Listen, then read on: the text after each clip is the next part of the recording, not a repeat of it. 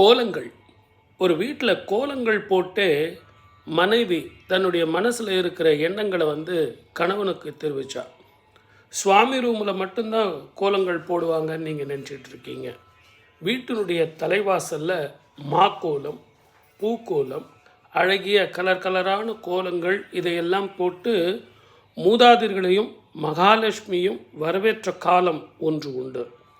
எதிர்வரும் மார்கழி மாதம் பார்த்திங்கன்னா பெண்கள் எல்லாம் அந்த கோல போட்டி, உங்கள் வீட்டில் இப்படி போடலாம், எங்கள் வீட்டில் இப்படி போடலாம், உங்கள் வீட்டில் நட்சத்திர கோலம் போடுங்க, இந்த சங்கிலி கோலம் போடுங்க அப்படின்னு போட்டி மேலே இதையெல்லாம் எதை தெரிவிக்குது தெரியுங்களா? கோலம் போடுறதே பிளட் ப்ரெஷரையும் உங்களது சிந்தனையும் தெளிவாக சிந்திக்கக்கூடிய அளவையும் தரக்கூடியது தான் கோலங்கள். எந்த புள்ளியில் நிற்கணும், எப்படி வளையணும், எப்படி போகணும், பேசுவோம் வாங்க.